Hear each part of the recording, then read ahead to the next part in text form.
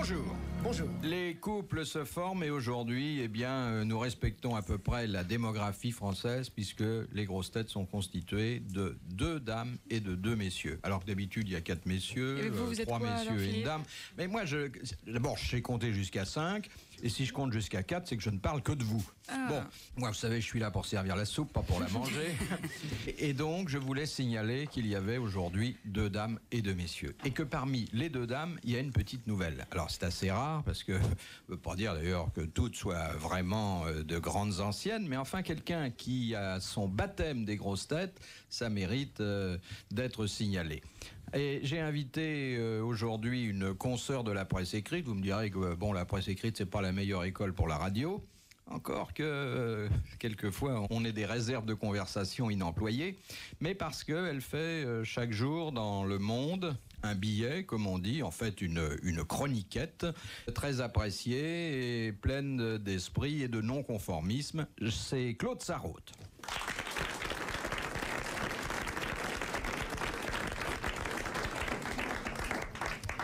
Alors maintenant, les anciens, il y en a sur la tête de qui ça se voit tout de suite. Bon, on voit que ce ne sont pas des perdreaux de l'année. Il y en a d'autres qui sont admirablement conservés, comme par exemple Charlotte de Turckheim.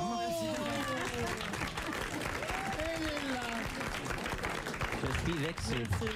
Aristocratie du café-théâtre. Tu croyais qu'on parlait de toi? Je ne dirai rien, mais je n'en penserai pas plus. Ouais. Moi, je suis en pleine dépression nerveuse depuis la dernière fois, Philippe. Pourquoi? Oh, parce qu'il m'a dit que je lui ressemblais. Alors attendez, il faut savoir à qui vous ressemblez. Oui. Là, on sait pas. Car effectivement, lui ressemblait. celui auquel vous ressemblez, Claude. sans doute celui qui a le plus beau physique de radio, j'ai nommé Sim. Ah oui. Enfin, me voilà réhabilité. Non, si j'ai dit que... Alors, je voudrais que, mon cher Philippe, vous présentiez la dame à qui, paraît-il, j'aurais manqué de respect verbal. Mais c'est Et on ne sait pas qui c'est encore. C'est un affront terrible. C'est fait, vous avez présenté... Non seulement vous êtes vieux, mais encore... vous avez présenté Charlène de Turcotte. Mais oui. Charlotte... Il en manque un qui n'a pas été présenté. Attendez. Et après, nous allons régler cette affaire. Plus j'attends d'abord, plus il est connu. Bon, donc... Et moins il est frais aussi. Hein. C'est gentil pour moi. Pas du tout. Alors celui-là, il y a 35 ans que je le pratique, et il est peut-être mieux aujourd'hui qu'il y a 35 ans. Il est fabuleux. Il est fabuleux. J'ai l'impression qu'on l'a embaumé il y a 35 ans, Non, mais c'est vrai, qu'il n'a pas bougé. Il a autant de cheveux, il a les cheveux de la même couleur, il n'a pas pris 1 kilo, Non, il est fabuleux, c'est Roger Pierre. Merci, mon cher ami. De Monsieur Delay qui habite Cudessart. Non. Mais j'ai pas, Il y a toujours des noms pas possibles aussi. Hein. Nous avons eu... Madame Laura Chamouillet, la dernière fois. Madame Chamouillet et Monsieur... Grovier, non? Non. Non, mais presque. Non. Verte Verge. Elle est au courant. Je vous ai écouté. Elle s'intéresse aux vieux noms de chez nous. C'est pas verte. Monsieur Belleverge. Monsieur Belleverge. Et il y a un 2 verges aussi. Là, c'est plus prétentieux, là. Mais ça existe, les handicapés patronymiques. Il y a des gens dont la vie est un calvaire à cause de ça. Hein. C'est pas très cher, mais c'est très long. Oui, ça va devant le Conseil d'État. C'est 2 ou 3 000 francs, mais c'est très long. Ah oui, puis c'est pas toujours accepté. Hein. Il faut vraiment que ce soit très Il faut grave. que c'est quand même un rapport. Hein, bon. Puis on a Monsieur Belleverge, il faut qu'il tienne ses promesses. Hein. À mon avis, il doit être très fier de s'appeler comme ça. Il aurait changé de nom. Oui, il n'a pas demandé à changer de nom. Si ça se trouve, il s'appelle Dupont, mais il utilise ce pseudonyme parce que il sait qu'il aura davantage à votre attention. Voilà. Oui. On n'a jamais vu le contraire. Quelqu'un qui s'appellerait par exemple Dupont et qui va demander au Conseil d'État de s'appeler Belleverge, par exemple. C'est rare, ça, non? On ne doit pas le savoir, non? Mais les cocus, par exemple, le type qui s'appelle Cocu. Madame Cocu. Moi, j'en ai connu une, la maîtresse de Joatia s'appelait Carmen. Elle s'appelle toujours Carmen Cocu. Carmen Cocu. Oui. C'est un nom de où, ça? Quelle région? Vous savez, je pense que les noms viennent souvent Oui, de la profession. C'est les surnoms. Là, c'est pas une profession, hein, Cocu. Vous savez, ça dépend, ça peut être connu si c'est héréditaire. Il est tellement cocu qu'il en avait fait un métier, le mec. Question de... Monsieur Delay de Cudessart, puisque c'est parti de là. Quel privilège exceptionnel accordait-on à Winston Churchill lorsqu'il prenait l'avion? Fumer avant le décollage. Ne pas boutonner sa ceinture. De fumer avant le décollage. Il avait le droit de ne jamais éteindre son cigare. Très bonne réponse collégiale, tout le monde y a collaboré. Il a d'ailleurs été incinéré, je crois, à la fin. Il est parti en fumée. Oui. Je sais pas où est-ce qu'on a mis les cendres, à la vanne peut-être. Il a été incinéré, Churchill. Il me semble, oui. Non, vraiment. C'est le plus bel enterrement que Léon ait fait. Vous n'aimez pas les enterrements? Parce que je dois vous dire que Claude Sarraute, ici présente, a été longtemps critique de télévision. Et vous n'appréciez pas les enterrements que faisait Léon? Moi, j'ai même eu les mariages. Quand j'adorais ces mariages. Ah oui? Surtout au moment du mariage de la fille de la reine. Quand il lui disait, madame... Ah, madame, je vous comprends votre malheur de perdre votre fille. Il lui disait ça, il parlait à la reine. Ah oui, mais ils se connaissent très bien. Ah, il nous expliquait ça, il nous disait c'est affreux pour une mère de perdre sa fille, de perdre son enfant. Oui, c'est ça, son enfant, quoi. C'est un grand moment, très émouvant, etc. Puis alors, on voyait cette vache de princesse Anne qui avait l'air mauvais. On se disait que la reine devait être bien contente d'en être débarrassée. Mais alors, Léon, il faisait des trucs géniaux, on avait la larme à l'œil. Mais il adore les princesses, Léon, comme tous les républicains d'ailleurs. Non, mais c'est vrai que les enterrements, il faut mettre un peu de gaieté. Sans ça, c'est triste. Hein. C'est-à-dire que c'était historique, parce qu'il savait tellement de choses. Alors, il y a toute l'histoire de l'Angleterre qui vous redégringolait, puis la guerre des bords, tout ça, tout ce qu'il avait fait, Churchill. Mais Léon a fait aussi très bien les revues du 14 juillet, du 11 novembre. Tout ce qui est ça, formidable. Tout ce qui est défilé, tout ce qui est cortège. Ah oui. Ça, il réussit très il bien. aura été beaucoup de la revue, lui. Hein. Oui. Question. Il a même fait dans une émission de télé commenter un striptease. Oui. Oui. Il n'y a pas longtemps. Il n'y a pas très longtemps. Et d'ailleurs, nous avons assisté à la tractation.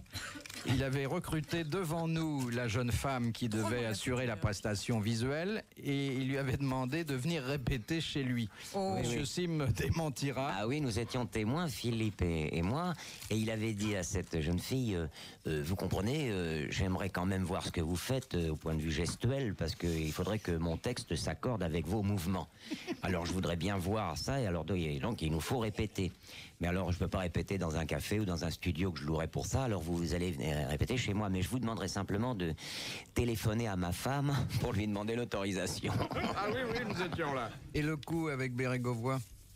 Il lui a demandé de se déshabiller? Non. Non, Bérégovoy nous déshabille, c'est pas la même chose. Ah non, je crois que là on a cru mourir de rire. Nous faisions un gala des grosses têtes à Nevers. Le fief de Monsieur Bérégovoy. Voilà, et Monsieur le maire, Monsieur Bérégovoy, est venu nous saluer avant le spectacle. Oui, parce qu'après, il nous aurait pas salué. Non, il a pas assisté au spectacle entièrement. Et alors, on a un traiteur qui vient nous faire à manger le soir, comme ça, c'est très joli, on est à tous les plats. Et il y avait Philippe, il y avait Gérard Jugnot, Castelli et moi-même. Et Léon Zitrone était encore à l'hôtel. Et Gérard Jugnot dit excusez, monsieur Zitrone n'est pas encore là, mais il ne va pas tarder à arriver. Mais méfiez-vous, monsieur le ministre, parce que quand il mange, il éclabousse beaucoup. Alors quand il va vous saluer, on va rester là le long du buffet, bien entendu, vous avez intérêt à vous reculer un peu. Bon, et Léon arrive.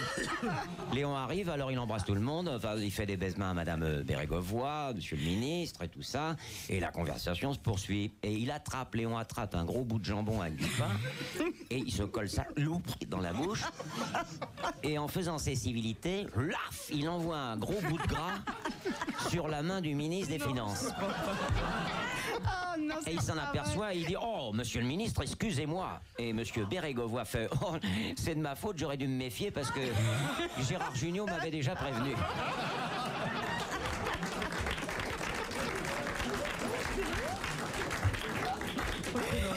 C'est irrésistible. Très drôle. Surtout que la grosseur du morceau, parce qu'il mâche pas beaucoup, Léon. Hein. Dans la nuit des temps des grosses têtes sur RTL, dans un instant, dans la nuit des temps des grosses têtes de Philippe Bouvard. Question de monsieur Ronan de Cognac. C'est une question difficile. Je pense pas que vous puissiez formuler votre réponse complètement au hasard. Que fabrique un thermoformeur dans l'exercice de sa profession? Ah oui, ça commence mal. Il fait des fours.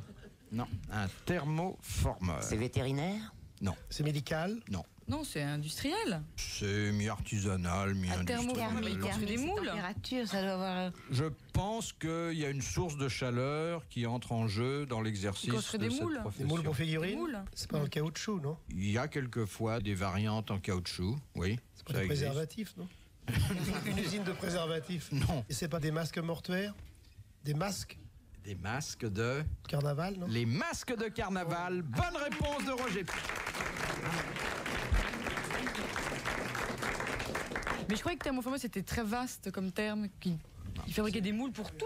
Du moment que c'était en plastique moulé. Non, pas du tout, non. C'est juste les masques de carnaval. Bon, par exemple, vous savez que tous les ans, on vend des milliers et des milliers de masques de Léon Zitrone. Vous n'avez jamais eu le vôtre? J'ai eu le mien aussi, oui, Ah oui. C'est pour ça que dans Vous les le portez jours qui toujours suivent, il faut se méfier. Non, mais quand j'ai une mauvaise action à faire, je mets un masque de Léon. Ah oui. Des gens qui frappent chez lui le lendemain pour se plaindre. Non, mais c'est vrai qu'il faut se méfier parce que, par exemple, regardez, il y a eu des cambriolages, des hold-up. Oui, avec le gang des masqués. Oui, là. ils portaient le masque de Mitterrand, de Giscard. Il y a eu beaucoup de hold-up. De Gaulle a bien De Gaulle, marché. oui, oui, très aussi, bien, hein. oui. Il y avait Adenauer. des oreilles énormes. Vous vous souvenez de oui, ça, je Gaulle? me souviens hein très bien de Gaulle. Il y avait un grand portrait de Tizot, l'imitateur au caveau de la République, et il y avait marqué en dessous le seul Français que De Gaulle ait enrichi. À l'époque.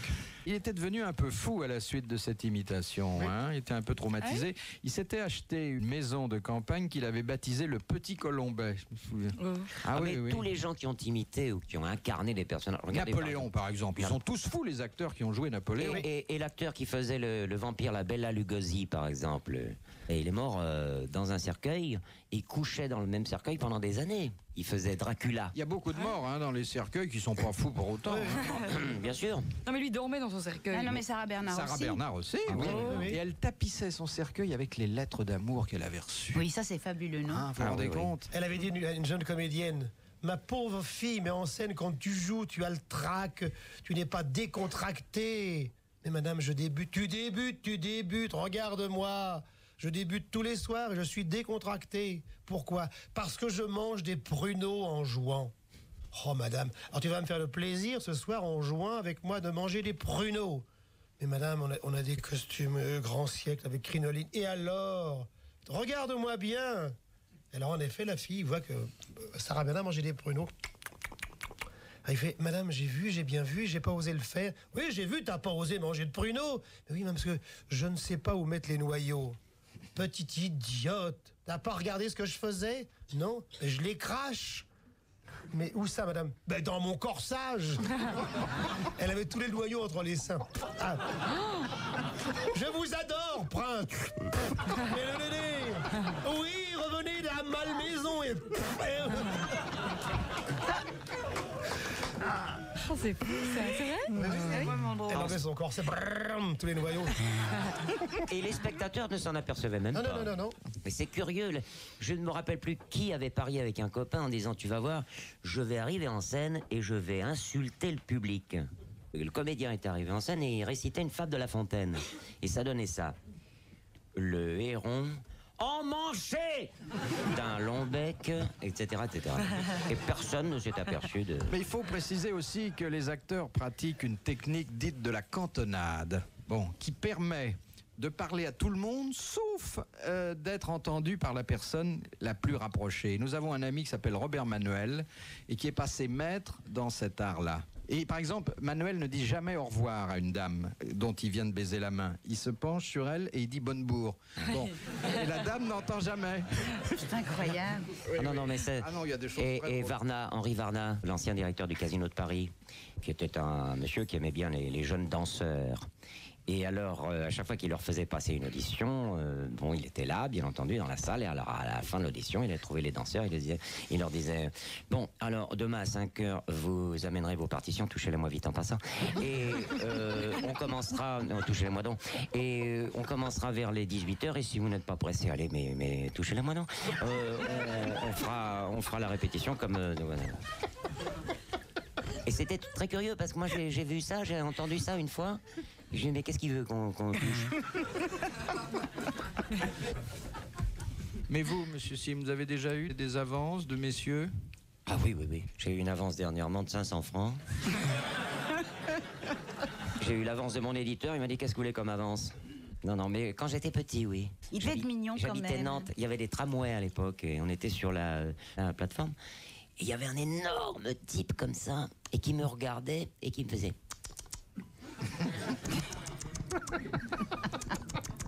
Et alors, moi, je ne savais pas du tout ce que c'était. Et au moment où j'ai voulu sortir du tramway, j'ai senti une main à l'arrière-train qui me poussait comme ça. Il m'a fait: à bientôt sur la même ligne. Et je l'ai raconté à mes parents. Je l'ai dit à ma mère. Je lui ai dit, il y a un monsieur qui est arrivé qui m'a mis la main comme ça. Et ma mère m'a regardé et a fait, oh, tais-toi, tu m'excites. Dans un instant sur RTL, les grosses têtes dans la nuit des temps. 4h, 4h30, les grosses têtes dans la nuit des temps. Les grosses têtes dans la nuit des temps, octobre 84, on pouvait entendre Charlotte de Turckheim sur RTL, Sim, Roger Pierre et Claude Sarraute, puisque tout ce beau monde était les grosses têtes de Philippe Bouvard. Ah non, mais les gens sont naïfs finalement. J'ai dansé avec la môme Moineau, moi, dans le temps. Elle était venue à l'Amiral, elle m'a dit, faites-moi danser. Alors elle me parlait, puis elle me glissait comme ça des phrases. J'admire votre beau talent, faudra qu'on s'essaye. J'ai bien aimé le sketch, vous faites le cid, faudra qu'on s'essaye tous les deux. Hein. Sans blague. Faut dire qu'elle était toujours habillée en marin, alors à l'amiral, ça devait lui donner des idées. En marin, oui. Ouais. Elle allait au restaurant, elle allait manger souvent chez Jeanne Sourza, au Lavandou, ça s'appelait Jeanne et Nico. Alors elle téléphonait avant, elle disait « J'arriverai vers 1h pour déjeuner. Alors, comme d'habitude, tu évacues les jolies filles. » Et on évacuait les on disait, Pour pas lui porter ombrage? Oui, il fallait pas qu'il y ait une jolie fille dans le restaurant, dans une table voisine. Alors Jeanne Sourzac, parce que c'était une grosse arrivée d'argent, hein, elle disait, Madame, la table est retenue. Et toutes les jolies filles se tiraient. Ah, je suis contente de venir te voir. Oui, ça va, entrons. Pas de jolie fille. Elle était mariée avec un multimilliardaire. Oui, son mari était ambassadeur en France. T'étais un étranger? Oui, et cet homme était immensément riche, il l'avait couvert de bijoux, de fourrures, de comptes en banque. Bon. Et il y a eu la révolution dans son pays, c'est à Costa Rica, je crois. Il a été ruiné. Il a pu se sauver comme un voleur. Et il est revenu en France, et sa maîtresse est venue le voir avec un gros paquet, énorme. C'était les manteaux de fourrure, les bijoux, les chéquiers, tout. Elle lui avait tout rendu? Une autre maîtresse Elle lui que la a môme tout Moineau. rendu. Ah, c'est la môme Moineau, vous voulez À dire? Montmoineau, oui. Et avec l'argent qu'il a récupéré de tout ce qu'il lui avait offert, il a fait une contre-révolution à Costa Rica.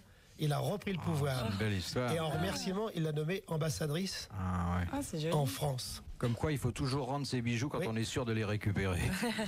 Et moi, j'ai assisté à une scène chez le père Tonton, où il y avait une scène. Tonton lui disait, écoute, la môme Moineau, t'es vraiment une fille impossible. T'es infernale. Ton mari t'offre pour ton anniversaire un diamant.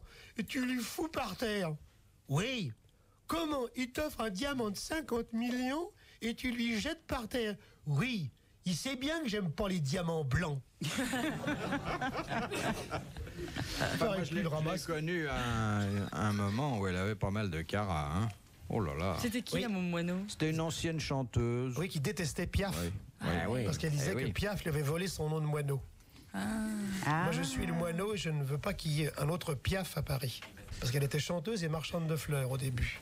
Et un jour, elle a eu très froid, place Blanche, et elle est entrée dans une voiture américaine qui était là, dont la portière était ouverte, et c'était la voiture d'un milliardaire. Il lui a dit, vous avez froid, mademoiselle, je vais vous ramener à la maison, je vais vous réchauffer. Mais non. Belle histoire d'amour. Hein. Belle histoire d'amour. Et c'est À celui-là? à propos de ce qu'on peut dire aux gens et que les gens ne comprennent pas toujours, je vais vous donner une combine pour gagner des paris, pour gagner du fric. Alors, ça on peut le faire, mais c'est une plaisanterie citadine. Il faut le faire en ville. Vous pariez, moi je le fais souvent, j'ai toujours gagné mes paris.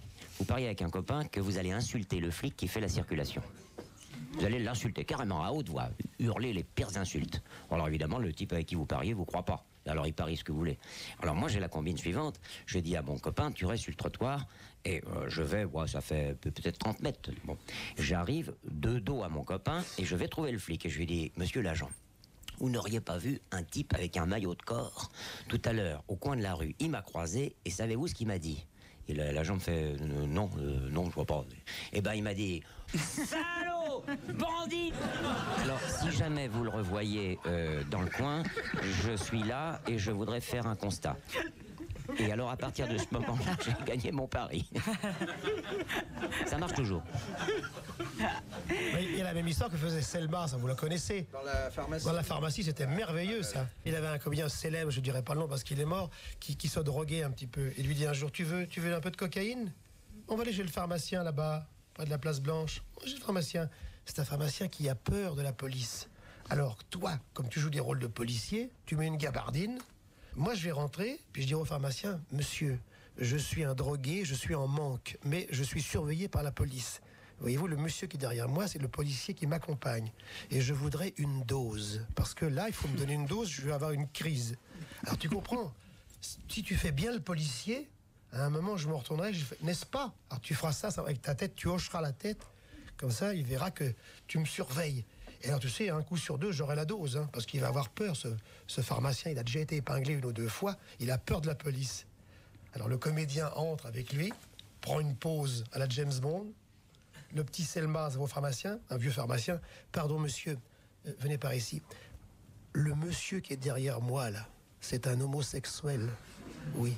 Alors, je voudrais un pot de vaseline. Vous comprenez pourquoi? Le pharmacien faisait « hein » et l'autre dans le français. Il hochait la tête. Et le policier hochait la tête. Et en ressortant, il disait, t'as rien eu? Non, il m'a filé de la vaseline, j'ai pas compris. Oh, faut dire que Selma, c'était un type fabuleux. Hein. Dans le métro, il criait en 45, c'est une honte, c'est une honte. Alors les gens écoutaient, il disait à un ami, c'est une honte. Et je suis allé place de l'Opéra, j'arrive, la Gestapo fermée. Ils me doivent 4 ans d'indemnité. Tu sais, je vais te dire une chose, hein. Je vais te dire une chose, il peut y avoir une prochaine guerre, hein. Je ne m'occuperai plus de rien.